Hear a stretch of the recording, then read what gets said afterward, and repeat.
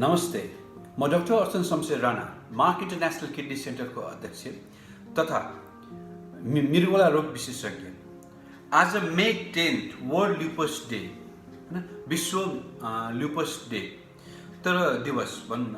Lupus के हो त? ल्युपस कतिजना मान्छेलाई त ल्युपस भनेको के हो त्यो थाहा पनि छैन।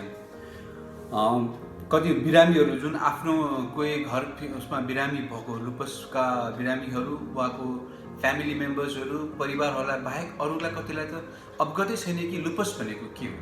त्यही त आज यो वर्ल्ड ल्युपस डेको अवसरमा यही जनताहरूलाई चाहिँ जनचेतना जगाउनको लागि र ल्युपस नेफ्राइटिस, म मृगौला रोग विशेषज्ञ भएको भएर यो ल्युपस रोगले गरेर ल्युपस नेफ्राइटिस भनेपछि मृगौलामा गएर यसले के क्षति गर्छ त, त्यो कुराहरू चाहिँ हामी आज विस्तारमा कुरा गर्नेछौँ। मैले भनिहालेँ के हो त ल्युपस। म्याक्सिमम मान्छे, धेरै न धेरै मान्छेलाई त ल्युपसको नाम सुनेको पनि छैन, सुनेको भए त्यो के हो एक्ज्याक्टली डिटेलमा त्यसको पत्ता पनि छैन। खालि केही बिरामीहरू र उहाँको परिवारलाई मात्र थाहा हुन्छ। त्यो त के हो त ल्युपस? यो ल्युपस रोग अहिले एकदम फैलिरहेको रोग हो, होइन, जुन महिलाहरूमा बढी हुन्छ। अहिले एउटा रेयर डिजिज हो भनौँ न, कम मात्रामा हुन्छ, तर भइसकेपछि यसको चाहिँ अगाडि डायग्नोस भएन, अगाडि यसको निदान भएन भने यसले पछि गएर चाहिँ धेरै ठुलो समस्या दिन्छ। मैले भनिहालेँ ल्युपस रोग। ल्युपस के हो त? ल्युपस भनेको चाहिँ एउटा चाहिँ यो ल्युपस शब्दको चाहिँ अर्थ चाहिँ डाइरेक्टली कन्भर्ट गर्दा चाहिँ यसलाई उल्फ भनौँ न, ब्वाँसो भन्छ। भनेको कस्तो भने चाहिँ यो रोगहरू चाहिँ प्रायःहरू देख्नेहरू जस्तै ब्वाँसोले टोक्यो भने पहिला अब भनौँ न युएस युकेतिर ब्वाँसोले टोकेपछि जुन दाग बस्थ्यो त्यही छालामा चाहिँ त्यस्तो दाग हुने भएको भएर चाहिँ यो रोगको नाम चाहिँ ल्युपस राख्या हो। यो ल्युपस चाहिँ अटो इम्युन डिजिज हो। के हो त अटो इम्युन डिजिज भने? अटो इम्युन डिजिज भनेको चाहिँ आफ्नै शरीरको क्रोनहरूले, होइन, कोषहरूले चाहिँ आफ्नै शरीरको अन्य राम्रो कोषहरू या सेल्सहरूलाई चाहिँ ड्यामेज गर्दै जाने। भनेको आफ्नो शरीरले आफ्नै शरीरको एउटा अङ्गले अरू अङ्गलाई चाहिँ क्षति गर्ने रोग, त्यसलाई चाहिँ अटो इम्युन डिजिज भन्छ। जुन ल्युपस, यसलाई सिस्टेमिक ल्युपस इरिथेमाटोसिस पनि भन्छौँ, एसएलई पनि भन्छौँ, ल्युपस भनेर धेरैले भन्छ पनि, किनभने यो रोग यो हो। अब यो मैले भनिहालेँ, यो विशेष गरेर महिलामा बढी हुन्छ। महिला पनि लगभग 10 जनामा 9 जना महिला, 1 जना पुरुष हुन्छ। र यो रोग यदि पुरुषलाई भयो भने त्यसको चाहिँ सिभिरिटी जुन कडापन चाहिँ बढी हुन्छ तर महिलाको भन्दा। त्यस्तै यो विशेष गरेर 20 देखि 40 वर्षको एज उमेर जुन रिप्रोडक्टिभ एज भन्छौँ त्यसमा बढी हुन्छ। तर सानोदेखि लिएर बढीसम्म हुन्छ। युजली फर्टाइल एज भन्छौँ, जस्तै 19 देखि 49 त्यो एजमा हुने हुन्छ। तर 20 देखि 40 वर्षको यो एज ग्रुपलाई चाहिँ बढी यसले चाहिँ प्रभावित गर्छ। अब यो विशेष गरेर चाहिँ अफ्रिकनहरू यिनीहरूमा बढी हुने हुन्छ, होइन। तर हाम्रो नेपालीहरूमा पनि देख्न थालेको छ। यसको किन अब यसमा धेरै राम्रोसँग पहिचान नभएको कारण चाहिँ यसलाई चाहिँ धेरैले चाहिँ यसलाई त थाहै छैन के हो त ल्युपस रोग थाहै छैन, यसको ट्रिटमेन्टै गर्दैन। कतिले चाहिँ यसको छालाको समस्या, छाला स्किनको समस्या भनेर स्किनको जुन डर्माटोलोजिस्ट छाला रोग विशेषज्ञलाई देखाइरहेको हुन्छ। कतिलाई चाहिँ बाथको खालि जोइन्ट पेन भनेर बाथको दुखाइ नदुख्ने औषधिहरू खाएर मात्र राखेको हुन्छ। पछि गएर लेटर भनेपछि पछि गएर अलि अप्ठ्यारो भइसकेपछि मात्र उहाँलाई चाहिँ ल्युपस भनेर डायग्नोसिस गर्ने भन्छ। यो चाहिँ सम्भवतः 1000 जनामा 1 जनालाई चाहिँ अप्ठ्यारो हुन्छ। त्यस्तै 10,000 जनामा चाहिँ 3 जनासम्मलाई चाहिँ यसले प्रभावित गर्न सक्छ। भनेपछि यो रेयर त रेयर हो, तर यो भइसकेपछि यसले चाहिँ धेरै दुःख दिने हुन्छ। त्यही भएर चाहिँ ल्युपस रोगको चाहिँ एकदम राम्रोसँग बुझ्ने के हो त कसो हो। यो बढी गएर चाहिँ यङ फिमेलहरूमा बढी हुना भएर चाहिँ उहाँले चाहिँ बढी यसको भनौँ न चेतना, यसको चाहिँ थाहा पाइराख्नुपर्ने कुरा हो, है। यो भयो चाहिँ एटलिस्ट ल्युपस भनेको के हो यस्तो भने बुझिन्छ। मैले भनिहालेँ यो अब भनिहालेँ महिलाहरूमा बढी हुन्छ, 20 देखि 40 वर्षको उमेरको समूहमा बढी हुने हुन्छ। त्यही भएर यसको चाहिँ तपाईँहरू यस्तो यो उहाँहरूको एज ग्रुपलाई चाहिँ यो समयमा गएर जाँच गरिराख्ने।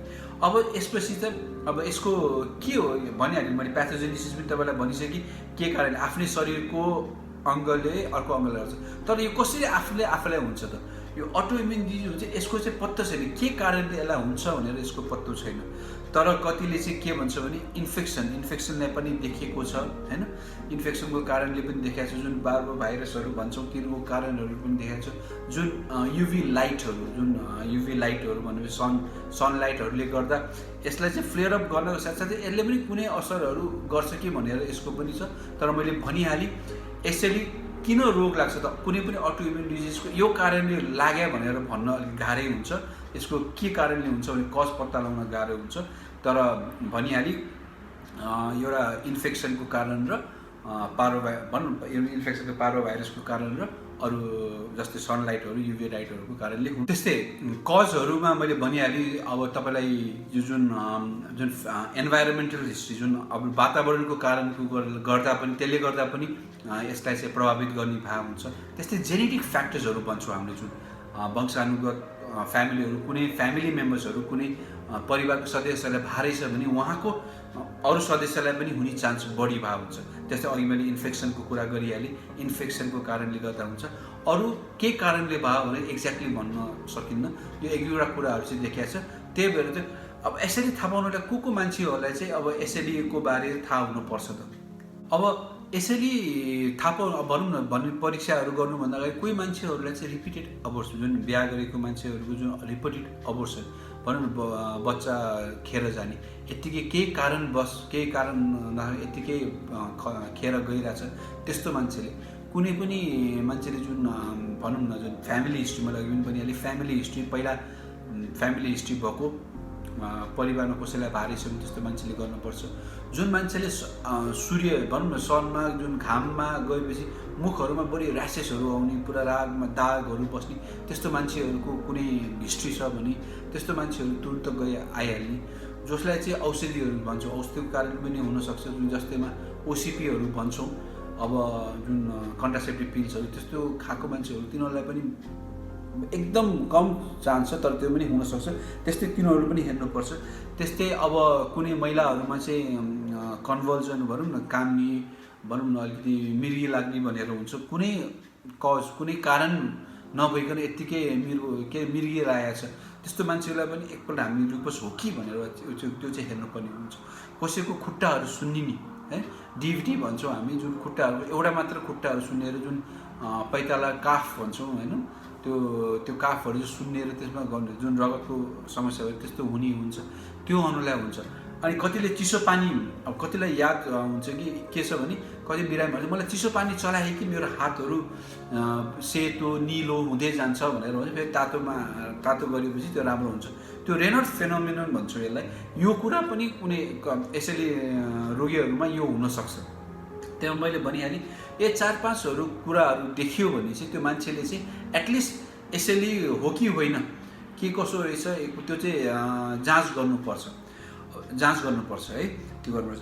अब यसैले कसरी डायग्नोस गर्ने त होइन, यसैले ल भनौँ न कसरी निदान गर्ने, कसलाई यसैले हुनुपर्छ? यसैले जाँच गर्नलाई चाहिँ हामीले एक क्लिनिकली भन्छौँ हामी, भनेको चाहिँ कुनै क्लिनिकली जुन मलाई पनि हिस्ट्रीहरू यिनीहरू लिएर क्लिनिकली जाँच गर्न सक्छौँ है। त्यस्तै दोस्रोमा चाहिँ रगतहरूको जाँच गरेर यिनीहरू गरेर हुन्छ। जुन एआरए क्राइटेरियाहरू 4-5 जुन हामीलाई सजिलो लाग्ने क्राइटेरिया चाहिँ छ, एआरए क्राइटेरिया भन्छौँ। त्यसमा चाहिँ हामीले त्यो कुराहरू चाहिँ यो लक्षणहरू चाहिँ मिलाएर तयार पारेको यो क्राइटेरिया हो। यसमा चाहिँ कुनै 4वटा भन्दा बढी रहेछ भने चाहिँ हामीले चाहिँ उहाँलाई चाहिँ यसैले भएको हुनसक्छ भनेर चाहिँ उयो गर्छौँ। जस्तै अब त्यही कुरा गर्दा चाहिँ मैले अघि पनि भनिहालेँ, ऱ्यास जुन मुखमा चाहिँ बटरफ्लाई ऱ्यास भन्छौँ, यो ठ्याक्क यहाँको चाहिँ पुतलीको जस्तो गरेर सेपमा भन्छौँ, आकार लिएर बस्छ, घाममा गएपछि रातो हुने हुन्छ, त्यसलाई चाहिँ बटरफ्लाई म्यालर ऱ्यास भन्छौँ होइन। त्यस्तै एउटा डिस्कर्ड ऱ्यास, अघि मैले भनिहालेँ उल्फले या बसले टोकेपछि जुन दाग बस्दैछ त्यस्तै ऱ्यासहरू टाउकोमा भनौँ न फेसहरूमा आएर एउटा टोक्या जस्तो एउटा डल्लो पऱ्यो त्यस्तो ऱ्यासहरू आउने हुन्छ जुन होइन, त्यो दागहरू आउने हुन्छ, त्यो हुन्छ डिस्कर्ड ऱ्यास, त्यो कारण हुनसक्छ। अर्को चाहिँ ओठभित्र भनौँ न मुखभित्र यो जुन माथिल्लो भागमा, मुखको माथिल्लो भागमा पनि त्यहाँनिर घाउ हुने, हुन त मान्छेको धेरै जस्तो जिब्रो र ओठहरूमा या भित्रमा घाउहरू सानसानो आइरहेको हुन्छ, जुन भिटामिनको कमीले गर्दा त्यो हुन्छ, त्यो कुरा अर्कै हो। तर यसैलेको चाहिँ ठ्याक्क माथि जिब्रोको ठ्याक्क माथितिर चाहिँ विशेष गरेर त्यो ठाउँमा चाहिँ आउने हुन्छ दाग, त्यसलाई होइन त्यो हुने हुन्छ, त्यो चाहिँ एउटा हो। अर्को चाहिँ फोटोसिन, मैले अघि पनि भने अलिक घाममा जान सक्छ, पुरा रातो पिरो हुने, घाममा धेरै बसिन सक्ने, घाममा गयो कि पसिना धेरै आउने या भनौँ न त्यस्तो समस्याहरू हुन्छ। यिनीहरू चाहिँ अब हामीले जुन देख्ने यो 4वटा यिनीहरू भयो। त्यसपछि आउँछ सिस्टमहरू भन्छ, जस्तै अब कुनै अङ्गहरूमा छोयो भने त्यसमा हुन्छ। त्यस्तै अङ्गमा चाहिँ जोड्नीहरू दुख्ने है, जोड्नीहरू दुख्यो, जस्तै ठुलो जोड्नीहरू सानो जोड्नीहरू दुख्यो। तर यसको चाहिँ एउटा एसएलईको चाहिँ बाथको रोग भयो भने यसले कुनै पनि औँलाहरू यिनीहरूलाई चाहिँ डिफर्म गर्दैन। भन्न खोजेको चाहिँ जुन आकारहरू बिगार्ने बाङ्गिने यस्तो भनौँ न त्यस्तो चाहिँ गर्दैन। दुख्ने हुन्छ, दुख्छ छोड्छ, दुख्छ छोड्छ, तिनीहरू चाहिँ भइरहने हुन्छ। कुनै डिफर्मिटी हुन्छ, अब चिसो यस्तो भयो भने दुख्ने, फेरि आफ्नो डिजिजको मात्रा घट्दै गएपछि त्यो दुखाइहरू कम हुँदै जाने हुन्छ। त्यही कारण आर्थ्राल्जिया हुन्छ, यो दुख्नेहरू भइरहेको हुनसक्छ। त्यस्तै छातीमा समस्या हुनसक्छ, छातीमा पानी भनौँ फोक्सोमा पानी जम्ने हुन्छ, फोक्सोमा इन्फेक्सनहरू भएको हुनसक्छ। त्यस्तै मुटुको बाहिरको जुन बस्ने सेरोसाइ भनौँ न त्यसमा पनि पानी जम्या हुन्छ, त्यो इन्फेक्सनहरू हुनसक्छ, छातीको सेरोसाइटिसहरू भन्छौँ, छातीको हुन्छ। त्यस्तै गरेर मृगौलामा समस्या दिन सक्छ। मृगौलाको जुन हामी विस्तारमा फेरि कुरा गर्ने नै छौँ, अब त्यही पनि मृगौलामा पनि यसले समस्या दिन सक्छ। त्यस्तै गरेर रगतमा पनि यसले क्षति गर्छ। एक्सक्युज मी, रगतमा यसको बिरामीहरूले चाहिँ कस्तो हुन्छ भने कोही अल्छी लाग्यो, धेरै भनौँ न शरीरमा शक्ति छैन, दुर्बल धेरै भयो भने मान्छे त्यसमा चाहिँ रगतको कमी भएको हुन्छ, जुन एनिमिया भन्छौँ हामीले, रगतको मात्रा कमी भएको हुन्छ। यस्तो मान्छेहरू पनि रगतको कमी भयो भनेर रगत चढायो या रगत बढाउने औषधि खाएर गर्छौँ। यस्तोमा पनि कुनै मान्छेहरूमा चाहिँ गएर चाहिँ एसएलई लुपस रोग, स्पेसली मैले अघि विशेष गरेर जुन अघि मैले हिस्ट्रीहरू पनि यो हुनसक्छ भनेर त्यस्तो रहेछ भने पक्कै पनि तपाईँ एसएलईको यसको चाहिँ ट्रिटमेन्टतिर या एसएलईको डायग्नोसिसतिर हो कि होइन भनेर चाहिँ तपाईँले छुट्याउनुको लागि यसको चाहिँ जाँचहरू अवश्य चेक जाँच चाहिँ गर्नु होला। त्यस्तै रगतमा बनिहाल्यो, रगतको मात्राहरू, सेतो रगतको कमी, रातो रगतको कमी यिनीहरू हुनसक्छ। त्यस्तै गरेर न्युरोलोजी भनेपछि जस्तै अब दिमागमा जुन कन्भर्स अघि पनि मैले भनिहालेँ, मिर्गी लाग्ने, जुन हात खुट्टाहरू काम्ने त्यस्तो समस्याहरू या भनौँ न तिनीहरू हुनसक्छ है। योहरू चाहिँ समस्या यो 5वटा चाहिँ अङ्गहरूमा चाहिँ छुने, विशेष गरेर चाहिँ यो 5वटा अङ्गहरूमा चाहिँ छुन्छ। त्यस्तै गरेर अर्को चाहिँ रगतको जाँच गर्छौँ। रगतको जाँचमा चाहिँ हामीले 2टा गर्छौँ, एउटा एएनए भन्ने हुन्छ। एएनए भनेको चाहिँ रगतको न्युक्लियर एन्टिबडिज हो। त्यस्तै एन्टी-डिएसडिएनए होइन, एन्टी-डिएसडिएनए र एन्टी-स्पिक भन्ने जाँच हुन्छ। यो विशेष गरेर यो एसएलईलाई थाहा पाउनेहरूलाई चाहिँ जाँचहरू हुन्छ। यो 2टा रगतको जाँच, यो 5वटा अङ्गको, यो 4वटा मैले स्टार्टिङमा भएको जेनरल यो सबै गरेर 11वटा कुराहरूमा चाहिँ कुनै पनि 4वटा भयो भने चाहिँ तपाईँलाई एसएलई हुने 95% भन्दा बढी चान्स चाहिँ तपाईँलाई एसएलई भएको हुनसक्छ। त्यहाँ मैले भनिहालेँ यिनीहरू चाहिँ हेर्नुपर्छ। यो चाहिँ तपाईँको क्राइटेरियाहरूमा पर्छ। यो गरेर अरूहरू जस्तै ज्वरो आउने, अल्छी लाग्ने यिनीहरू समस्याहरू भनौँ न यो चाहिँ हुनसक्छ। भनिहालेँ लुपस रोगले चाहिँ टाउकोदेखि खुट्टासम्म सबै अङ्गलाई छुन्छ है। त्यही भएर लुपस रोगमा चाहिँ धेरैलाई थाहा छैन। अब मैले भनिहालेँ सबै अङ्गलाई छुन्छ, त्यही अङ्गलाई छुने भए भएर विभिन्न परामर्श डक्टरहरूसँग परामर्श विभिन्न विभागमा गइरहेको हुन्छ, उहाँहरू यताउता भइरहेको हुन्छ, फाइनल डायग्नोसिस गर्नुलाई चाहिँ गाह्रो हुन्छ। त्यही कारण यो कुरा बुझाउनको लागि चाहिँ लुपस अवेरनेस भनिहालेँ, हामीलाई मान्छेले जनचेतना चाहिँ जगाउनै पर्छ। त्यही जनचेतना जगाउन भनौँ न जनचेतना बढाउनको लागि नै आज यो वर्ल्ड लुपस डेको दिनमा चाहिँ तपाईँहरूको अगाडि म यहाँ आएको छु लुपसको बारे के बोल्नलाई, के भन्नको लागि। त्यस्तै गरेर अब लुपस नेफ्राइटिसमातिर कुरा गरौँ। लुपस नेफ्राइटिस के हो त? लुपस नेफ्राइटिस भनेको चाहिँ एसएलईले हैन, जुन एसएलई जुन लुपस रोगले गरेर चाहिँ मृगौलामा कुनै समस्या गर्यो, कुनै ड्यामेज गर्यो या कुनै समस्या गर्यो भने त्यसलाई चाहिँ लुपस नेफ्राइटिस भन्छौँ। भनिहालेँ लगभग 2टा सबैभन्दा डेन्जर सिभियर लुपसको चाहिँ सिभियर एकदम डरलाग्दो कुराहरूमा चाहिँ मृगौला एउटा बढी सबैभन्दा अङ्गमा सबैभन्दा बढी टेन्सन दिने या धेरै दुःख दिने भनेको चाहिँ त्यो मध्येको एउटा अङ्ग चाहिँ हाम्रो मृगौला पर्या भएर लुपस बिरामीहरू चाहिँ धेरै जस्तो नेफ्रोमा या किडनी रोग विशेषज्ञ, मृगौला रोग विशेषज्ञका चाहिँ बढी आइराख्ने भाव, परामर्श लिइराख्ने भाव हुन्छ। त्यही भएर पनि हामी नेफ्रोलोजिस्टहरू, मृगौला विशेषज्ञहरूले चाहिँ लुपसलाई चाहिँ बढी प्राथमिकता दिन्छौँ। त्यही भएर लुपस नेफ्राइटिस मैले भनिहालेँ। अब किडनीमा कुनै पनि एसएलई बिरामीहरू हैन, एसएलई रोगका बिरामीहरूको चाहिँ लगभग 20 to 60% भने 20 देखि 60% भने आधाभन्दा बढी मान्छेहरूलाई चाहिँ किडनीमा कुनै न कुनै समय किडनीमा चाहिँ असर गर्छ है। यो असर गरेको पनि 75% भनेकोलाई चाहिँ किडनी ड्यामेज हुन्छ है। मैले भनेको यो कुरा राम्रोसँग बुझ्नुहोस् र यसमा फेरि आत्तिहाल्नु पर्ने, मैले यत्रो ठुल्ठुलो कुरा गरिरहेको छु त्यही भएर आत्तिहाल्नु पर्ने होइन। भनेपछि हरेक लुपस रोग लागेको 3 जना मध्येमा या 4 जना मध्येमा 2 जनालाई चाहिँ तपाईँको किडनीले असर गर्छ। त्यो असर गरेको पनि 50% भन्दा बढी 60-70%लाई चाहिँ ड्यामेज किडनी मृगौला ड्यामेज गर्छ। मृगौला ड्यामेज गर्नु र डायलिसिस भन्नुहोस्, यहाँ एकदम मान्छेले फेरि मृगौला ड्यामेज भन्नुसाथ एकदम सिद्धो कुराहरू एकदम तर्सिहाल्नुहुन्छ होला। मृगौलामा छोएर ड्यामेज भएको र डायलिसिस गर्नुपर्नेमा धेरै त्यो एउटै कुरा होइन है। ड्यामेज हुने कुनै असर भएको भन्न खोजेको हो। त्यही कारण त्यो कुराहरू चाहिँ बुझ्नुहोस्, यिनीहरू हुनसक्छ। यसको लागि चाहिँ तपाईँले डक्टरसँग परामर्श राम्रोसँग गरिरह्यो भने यसको अवधि चाहिँ बढाउन सक्ने हुन्छ या डायलिसिसमा नजानु पर्ने हुनसक्छ।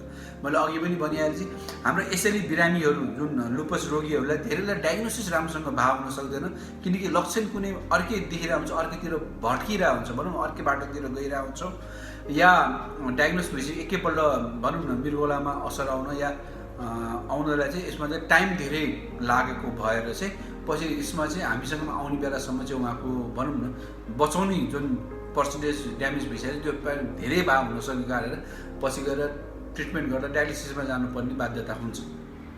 मैले अघि पनि भनिहालेँ, ड्यामेज भन्नसाथ डायलिसिस गरिहाल्नु पर्ने होइन। तर डायलिसिस महिलाहरूमा चाहिँ हाम्रो नेपालमा पनि या वर्ल्ड वाइडमा पनि टप 10 मध्ये भनौँ न यो 4-5औं नम्बरमा पर्छ, जो कारणले चाहिँ मान्छेहरू डायलिसिस गर्नुपर्ने हुन्छ। त्यसकारण यो रोगबारे तर्सिने होइन, अवगत जनचेतना बढाउने, आफूले बुझ्नु पर्यो है। रोग राख्दैमा लुपस हुनसाथ किडनी ड्यामेज भएर डायलिसिस गर्नुपर्ने अवस्था हुने होइन।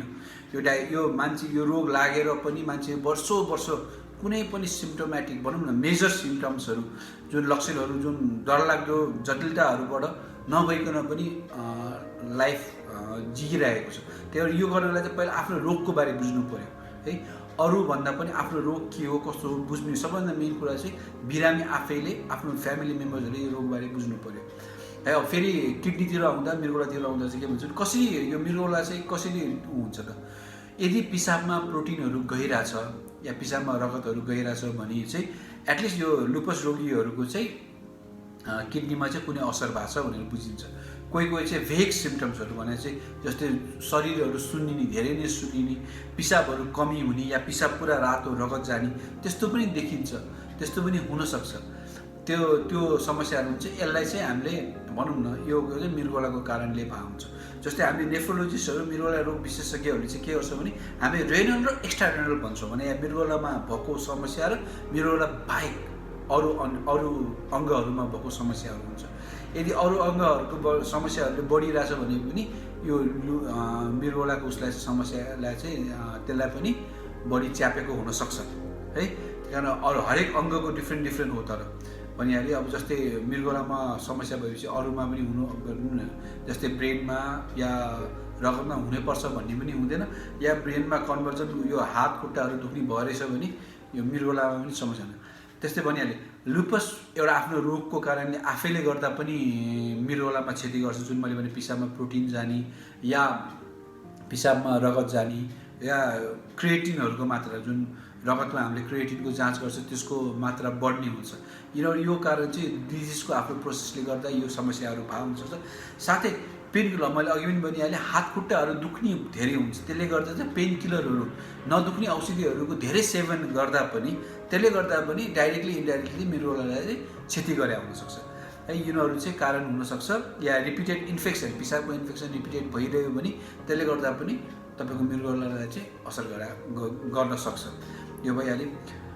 अब लक्षण भनिहालेँ 10 भनौँ न अराउन्ड 60% भनेपछि 60% मान्छेहरू यसरी लुपस लागेको मान्छेहरूलाई चाहिँ तपाईँको किडनीलाई असर गर्न सक्छ। त्यही कारण एकदम इम्पोर्टेन्ट हो। त्यही कारण डक्टर अब लुपस लागिसकेपछि एटलिस्ट अरू कुनै समस्याहरू कुनै लक्षणहरू पनि छैन भने, केही छैन भने पनि एटलिस्ट नेफ्रोलोजिस्ट मृगौला रोग विशेषज्ञहरूलाई वर्षमा देखाउने।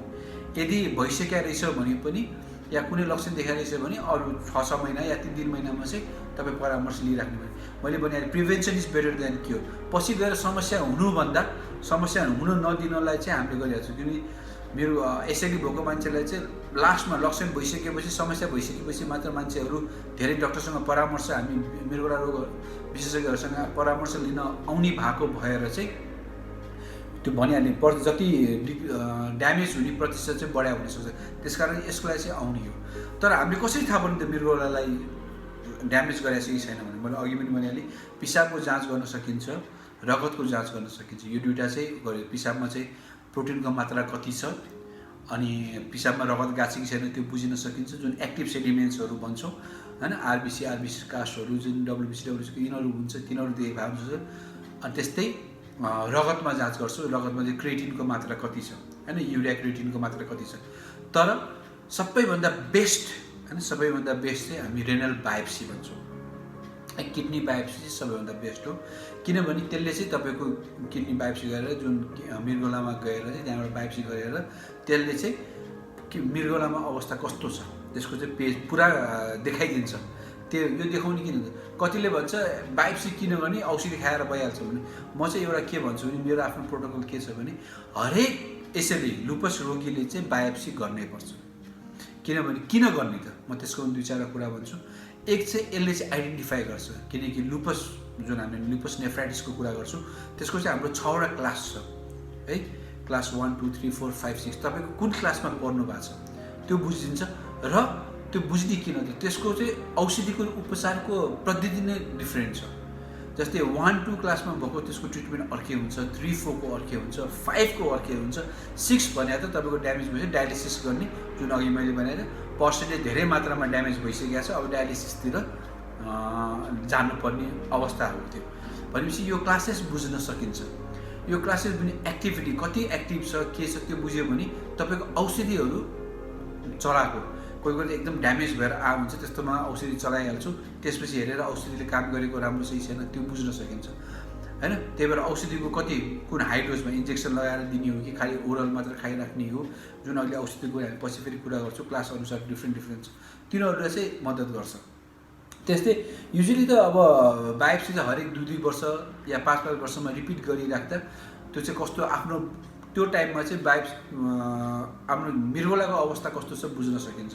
त्यहाँ बायोप्सी म फेरि भन्दैछु हरेक लुपस रोगीले चाहिँ बायोप्सी चाहिँ कुनै न कुनै समय गरिहाल्ने। त्यसले चाहिँ तपाईँहरूलाई दुःखभन्दा अप्ठ्यारो होला यस्तो होला भने त्यसले चाहिँ तपाईँलाई ट्रिटमेन्टको चाहिँ सुविधा गर्छ। जुन फ्लेयर अप हुन्छ त्यो बढिरहेको हुन्छ, हात खुट्टा दुखेको फ्लेयर अप भनौँ न, जोइन मुख रातो हुने फ्लेयर जुन बढ्ने हुन्छ, रोगको मात्रा रोग बढ्या बेलामा चाहिँ त्यो बुझिन्छ।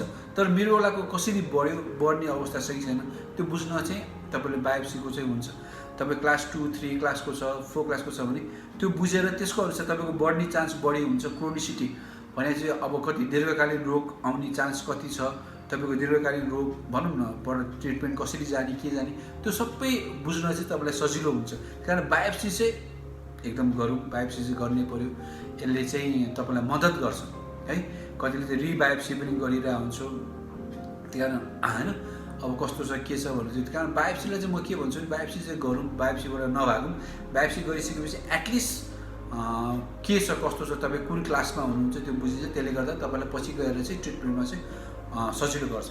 जस्तै अघि मैले भनिहालेँ क्लासेसहरू छ होइन, चरणहरू भनौँ या क्लासेसहरू छ, तिनीहरू चाहिँ 6वटा क्लासेसहरू छ। त्यसपछि उपचार प्रविधि डिफ्रेन्ट छ। यो भन्दामा क्लास 1बाट क्लास 2, क्लास 2बाट 3 त्यसरी जाने होइन, क्लास बढ्दै जाने होइन। क्लास जुन कुनै पनि मान्छेलाई क्लास 1, क्लास 2 हुनसक्छ, कुनै पनि मान्छेलाई क्लास 4, क्लास 5 हुनसक्छ है। त्यो मान्छेको कोही कस्तो हुन्छ भने बाहिर फ्लेयर अप हात खुट्टा एकदम बढी दुखिरहेछ, यहाँ मुखमा पुरा रातो भएर भइरहेछ, तर जाँच गर्दा हेर्दा किडनीमा बायोप्सी गर्दा हेर्दा क्लास 1, क्लास 2 आउनसक्छ है। भनेको त्यहाँ चाहिँ किडनीमा चाहिँ माइल्ड भनेपछि सामान्य समस्या मात्र छ, धेरै ठुलो समस्या छैन। तर कोही बेला चाहिँ के हुन्छ भने माथि के समस्या छैन भनौँ, त्यस्तो धेरै अलिअलि हात खुट्टा दुख्ने अलिकति मात्रै दुख्ने यस्तो छ, तर बायोप्सी गर्दा स्टेज 4, 5 हुनसक्छ है। अब धेरै सुन्नेको मान्छेलाई त 5 बढी हुन्छ, कहिले चाहिँ मिक्स्ड पनि हुन्छ, क्लास 5 र क्लास 3 मिक्स्ड होइन, क्लास 5 र क्लास 4 मिक्स्ड, यस्तो मिक्स्ड पनि आउँछ। कारण यो बुझ्न एकदम जरुरी छ। त्यही कारण मैले फेरि बारम्बार भनिरहेको छु बायोप्सी हरेक लुपस रोगीले चाहिँ बायोप्सी गर्न मस्ट है, त्यो चाहिँ गरौँ।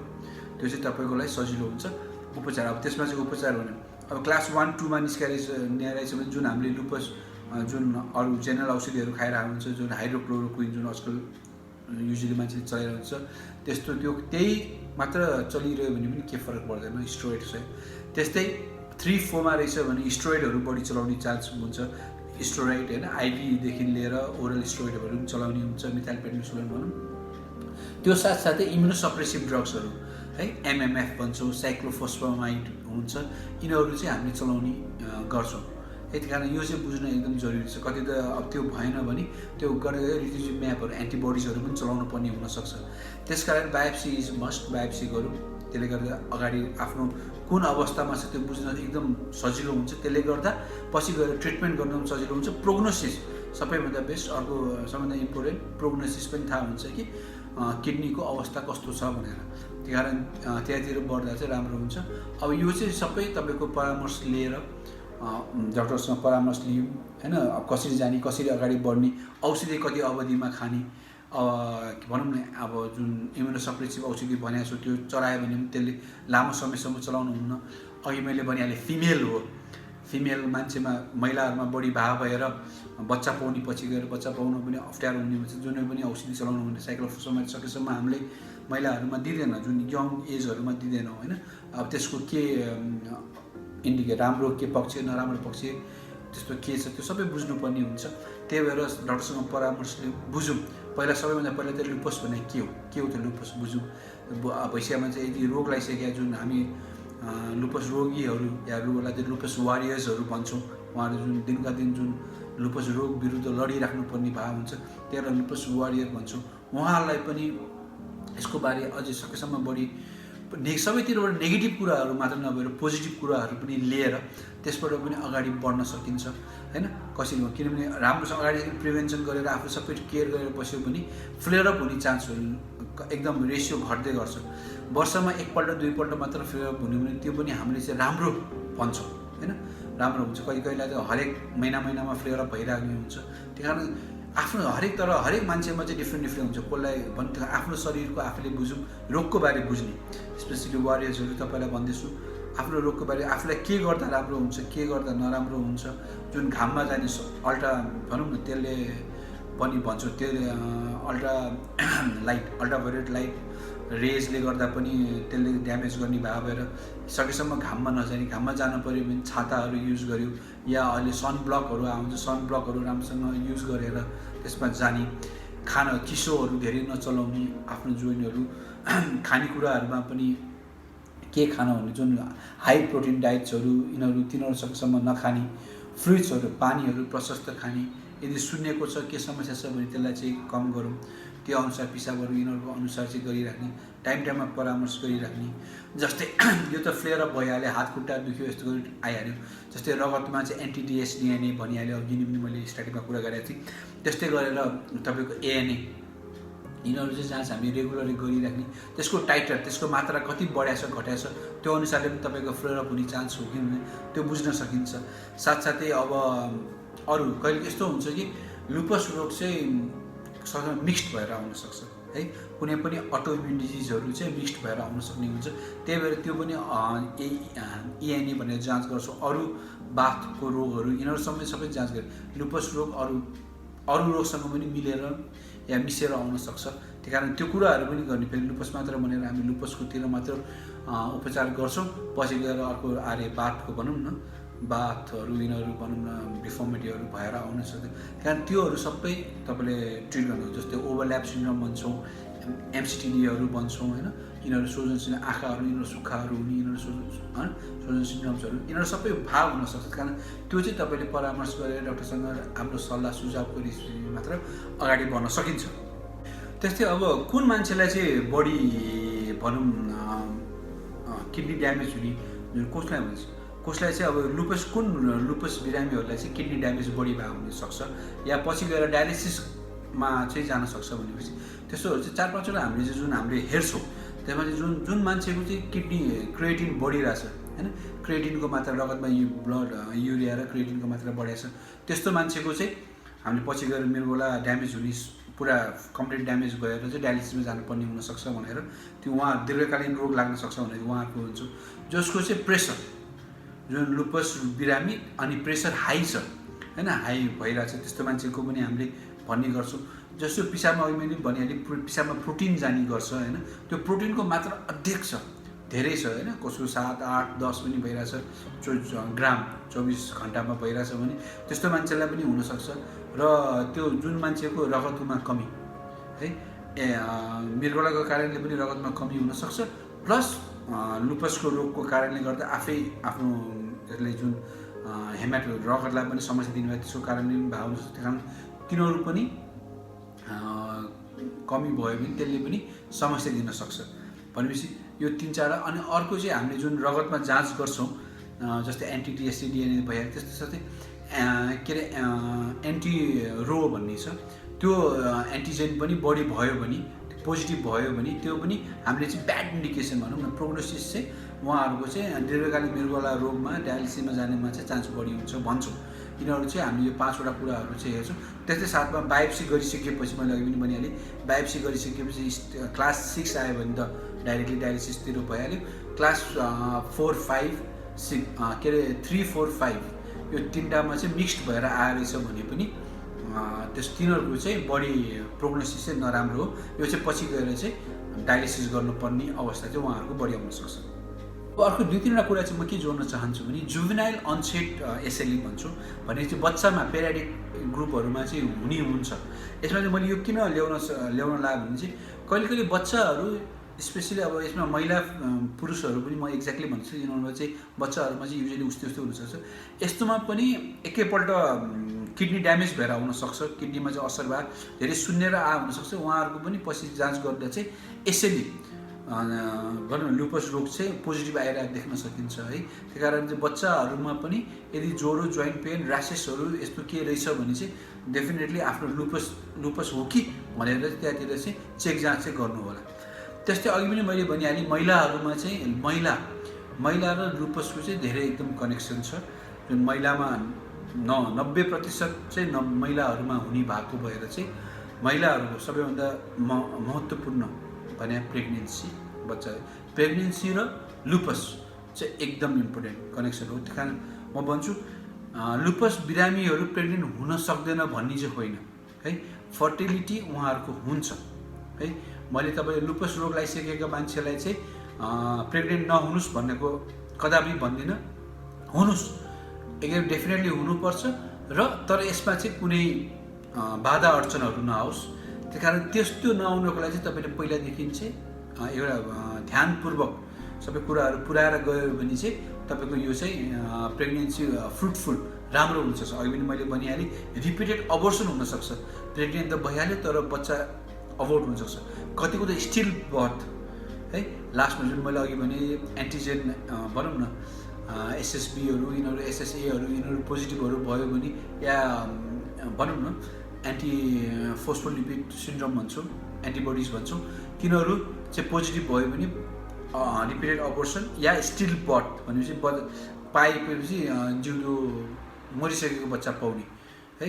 अब कतिको चाहिँ मुटु नै ब्लक भएको हुन्छ, त्यही कारणले अब त्यो मरेको बच्चाहरू पाउने या डिफर्मिटीहरू भएको हुनसक्छ भने बच्चा कुनै अङ्गहरू राम्रो नहुन्थ्यो। त्यस कारण अब मैले यो सबै तपाईँलाई तर्साउन खोजेको होइन, ध्यानपूर्वक आफूले चाहिँ यदि प्रेग्नेन्सीतिर तपाईँ प्लान गर्नु भएको छ भने प्लान्ड प्रेग्नेन्सी हुनुपर्छ है। भनेपछि हरेक स्टेप कुन औषधि खाइराख्नुपर्छ, पहिला प्रेग्नेन्ट हुनुभन्दा अगाडि चाहिँ पहिलो कुरो तपाईँको जुन फ्लेयरअप भनेको तपाईँको जुन दुखाइहरू फ्लेयरअपहरू तिनीहरू चाहिँ कम भएको हुनु पऱ्यो, अलि रिमिसन फेजमा हुनुपर्छ, औषधि सबैभन्दा कम मात्रामा खाइरहेको हुनुपर्छ। त्यस्तै जुन हामीले अब साइक्लोफोस्फेटहरू चलाउन सक्छौँ या रिफ्युजिम भनौँ न त्यो चलाइरहेछौँ, यिनीहरू के गरिरहेछौँ तिनीहरूको चलाएको अवधिहरू पछि मात्र बच्चा पाउँदा प्लान गरेर राम्रो है। त्यस्तै अब जस्तै बायोप्सी, किडनी बायोप्सी गरेपछि स्टेज 4 स्टेज 5मा एक्टिभ उसमा छ भने हामी सकेसम्म त्यसको रिमिसन भइसकेपछि मात्र त्यसको प्रेग्नेन्सी प्लान गर्ने। त्यस्तै जुन रगतमा जाँच गर्दा एन्टी-टीएससी एएनएको टाइटरहरू जुन मात्रा पनि एकदम कम रहेछ भने मात्र प्लान गर्ने। त्यही कारण प्रेग्नेन्ट हुन नहुन हुने होइन, हुन सकिन्छ, हुनु पनि पर्छ, तर प्लान गरेर गर्दा चाहिँ त्यसको चाहिँ फ्रुटफुल भनौँ न, बच्चाहरू पनि राम्रो हुने, सुरक्षित हुने, आमा बच्चा शिशु सबै सुरक्षित हुने भएको भएर चाहिँ तपाईँहरू प्रेग्नेन्सी प्लान गर्दा चाहिँ एकदम पहिलादेखि कुराहरू बुझेर मात्र प्लान गर्दा चाहिँ त्यसको चाहिँ राम्रो हुने हुन्छ। कारण मैले यो पनि भन्न यो यसमा चाहिँ खोल्न खोजेको हो। यस्तै अब नेपालमा चाहिँ लुपस रोगको चाहिँ भनौँ न मान्छेहरूलाई धेरै अवगतै छैन, मान्छेहरूलाई धेरै थाहा छैन।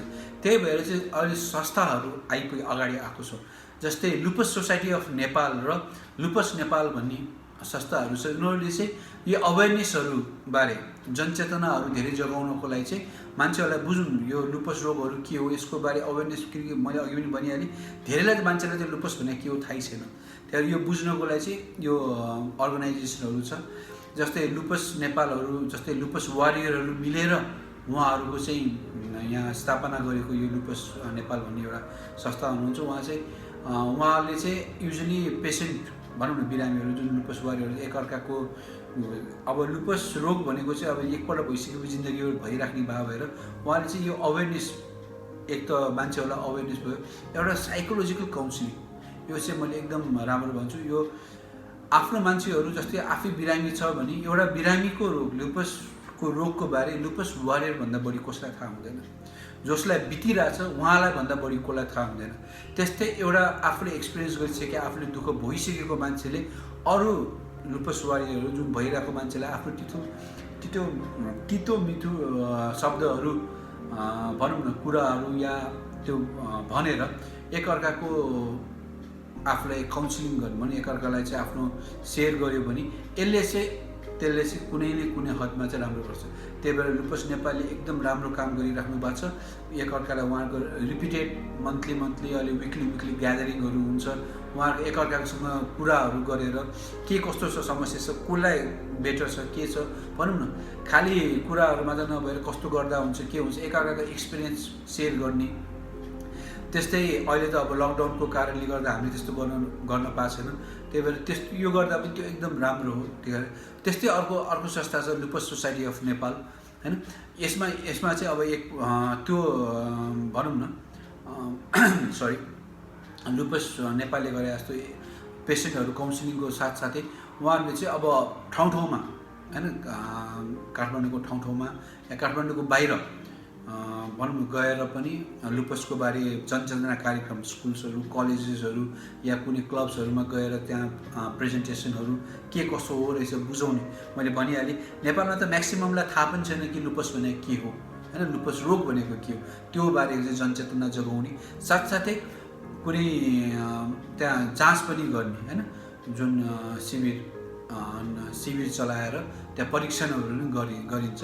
परीक्षणको पनि त्यहाँ प्रविधि छ, एबिसी कसरी गर्ने भनेर अब रगतको जाँचदेखि लिएर कुनै हिस्ट्रीहरूदेखि लिएर सबै परीक्षण पनि गरेर र उपचारमा पनि मैले भनिहालेँ लुपस रोग लागिसकेपछि यसको ट्रिटमेन्ट गर्न यो जुन रगतको किडनी बायोप्सीहरू छ यिनीहरूको उपचार गर्दा धेरै खर्च हुन्छ।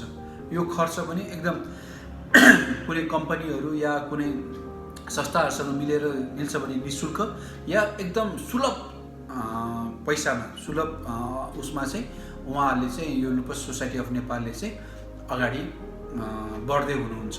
कारण दुइटै अर्गनाइजेसनलाई चाहिँ मेरो तर्फबाट एकदम बेस्ट विसेस, तपाईँहरूको गरेको नोबल कजलाई अझै राम्रोसँग बढिराखोस्। नेपालमा भनिरहने लुपस भनेको रोग भने थाहै छैन, कारण यसको जनचेतना बढाउन पनि तपाईँले मद्दत गरिरहेको छ। यो अझै जाओस्, मान्छेहरूले धेरैले बुझोस् लुपस भने के हो। यसले गर्दा पछि गएर चाहिँ भनिहाल्यो रोग लाग्नु भने कति त विडम्बना के छ भने मान्छे एक्सपायर भइसक्यो, किन एक्सपायर भयो, रोग पत्ता नलगाएर एक्सपायर पनि छ। त्यस्तो चाहिँ अब कोही एटलिस्ट के रोग कारणले भएको हो त्यो बुझौँ। यदि लुपसको रोग अगाडि नै पत्ता लाग्न सकिन्छ भने त्यसको क्रोनिसिटीहरू जति दीर्घकालीनहरूतिरबाट हामी बचाउन सकिन्छ है, त्यसको चान्स बढी हुन्छ। त्यस्तै उहाँको एक्सपायर हुने, बित्ने या देहान्त हुनेको पर्सेन्टेज पनि घट्दै जान्छ। भनेपछि खालि रोग लाग्नु यो जिउनु मात्र भन्दा पनि जुन एउटा चाहिँ राम्रोसँग बाँच्ने जुन क्वालिटी अफ लाइफ भन्छौँ हामीले, जुन बाँचेको समय पनि हामीले राम्रोसँग बिताएको छौँ भन्यो भने त्यो इम्प्रुभ गर्नको लागि पनि हामीले जनचेतना जगाउनै पर्छ। सबैलाई भन्छु यही मे 10 वर्ल्ड लुपस डेको अवसरमा तपाईँहरूको अगाडि पनि यही भने तपाईँहरू पनि यो सकेसम्म अरूलाई पनि सेयर गर्नुहोस्। लुपस भने के हो बुझ्नुहोस्, बुझाउनुहोस्। किनभने रोग लाग्नुभन्दा नलाग्नु दिनु राम्रो हो। लागिसकेर रहेछ भने सकेसम्म चाँडो पत्ता लगाउन सक्यौँ भने, उहाँको निदान चाँडो, डायग्नोसिस चाँडो गर्न सक्यौँ भने यसको उपचार गरेर पछि दीर्घकालीन रोगबाट चाहिँ बच्न सकिन्छ। यही भन्दै आज फेरि वर्ल्ड लुपस डेको अवसरमा तपाईँलाई नमस्ते भन्दै be safe, stay at home, होइन, आफ्नो सुरक्षा गरौँ, लुपसको बारे बुझौँ र बुझौँ।